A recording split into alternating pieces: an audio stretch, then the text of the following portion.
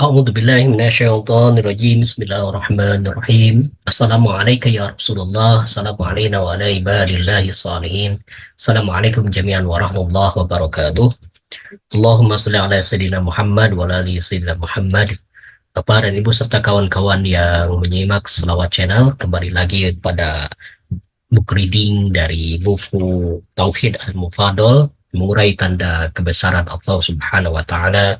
Buku ini disandarkan kepada Imam Ja'far As-Shadiq lewat lisan dari Al-Mufadol bin Umar Al-Ju'fi, yang suatu saat beliau bertanya kepada Imam Ja'far As-Shadiq atau mengajukan pertanyaan-pertanyaan atau meminta jawaban-jawaban terkait dengan orang zindik ateis dari yang pada masa itu yang meragukan tentang keberadaan Tuhan.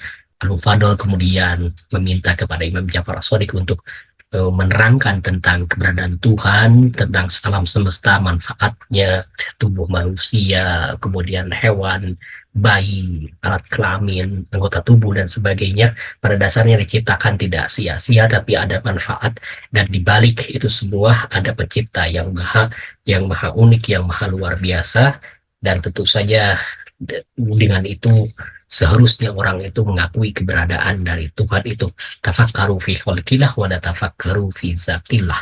Jadi pikirkanlah segala ciptaan Allah Subhanahu wa Ta'ala, janganlah memikirkan zat Allah Subhanahu wa Ta'ala, karena tidak akan sampai kecuali pada mereka-mereka yang memang diutus untuk memberitahukan, diutus untuk menerangkan tentang hakikat ketuhanan, seperti para nabi, para imam, dan juga ulama yang ma'rifat. Kita akan masuk lagi kepada pembahasan terkait dengan sanggahan Imam Ja'far As-Shadiq untuk kaum naturalis, di sini terjemahkannya, atau juga kita bisa sebut sebagai kaum zindik, mereka yang ateis.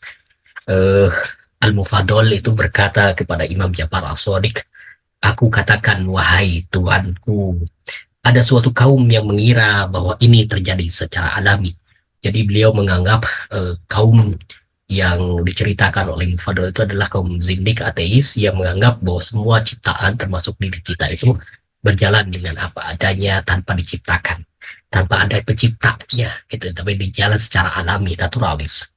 Kemudian Imam Ja'far As-Shadiq menjawab, "Tanyakan pada mereka mengenai kejadian alami ini. Apakah ia merupakan sesuatu yang memiliki ilmu dan kekuasaan terhadap kejadian-kejadian seperti ini atau tidak? Jika mereka menjawab bahwa ia memiliki ilmu dan kekuasaan, maka apa yang menghalangi mereka untuk menegaskan adanya pencipta? Karena ini adalah ciptaannya.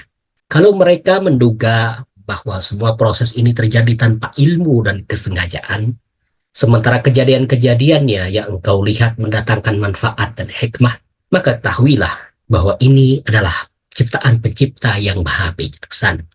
Maka yang mereka namakan alamiah itu, natural itu, adalah sunnahnya pada ciptaannya yang berjalan di atas apa yang telah dia tentukan." Ini jawaban yang luar biasa dari Imam Ja'far Shadiq alaihissalam, bahwa hal-hal yang sifatnya naturalis, hal-hal yang sifatnya alamiah di dunia ini, di semesta alam, di dalam kehidupan kita dan sebagainya, pada dasarnya adalah sunnah Allah Subhanahu wa Ta'ala pada ciptaannya. Ini yang luar biasa yang perlu kita pahami sebagai orang yang beriman, bahwa di balik alamiah ini adalah sunnah ciptaan Allah Subhanahu wa Ta'ala. Kita akan memasuki lagi pada proses pencernaan darah dan peredarannya pada pembuluh dadi dan pembuluh balik. Wahai Mufadol, pikirkanlah mengenai sampainya makanan ke dalam tubuh dan pengaturan di dalamnya. Makanan masuk ke dalam perut, lalu dicerna. Sari-sarinya disalurkan ke hati melalui pembuluh-pembuluh yang halus yang terbentang di antara keduanya. Pembuluh-pembuluh itu juga berfungsi sebagai penyaring sari makanan agar sesuatu yang keras tidak masuk ke hati karena akan melukainya. Hati tidak dapat menerima benda yang keras. Hati menerima sari makanan itu, lalu dengan pengaturan yang sangat baik diubah menjadi darah dan disalurkan ke seluruh badan melalui saluran-saluran yang telah tersedia untuk itu. Saluran-saluran itu menyerupai solokan-solokan untuk mengalirkan air ke seluruh permukaan bumi dan menghanyutkan kotoran dan ampas. Kotoran dari jenis yang pahit dan berwarna kuning dialirkan ke kantung empedu, yang berwarna hitam disalurkan ke limpa, dan yang berbentuk cairan disalurkan ke kandung kambing. Amatilah keteraturan di dalam susunan tubuh. Amatilah keteraturan di dalam susunan tubuh. Anggota-anggota tubuh ini ditempatkan sesuai tempatnya dan disediakan kantung-kantung untuk menampung ampas agar tidak tersebar ke seluruh tubuh sehingga menimbulkan penyakit dan mematikan.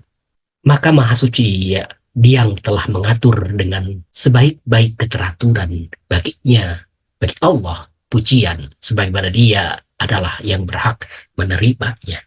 Ini juga jawaban yang luar biasa dari Imam Ja'far As-Shadiq untuk kaum ateis, untuk kaum zindik, bahwa tentang keteraturan sari makanan, air minum yang ada di dalam tubuh kita.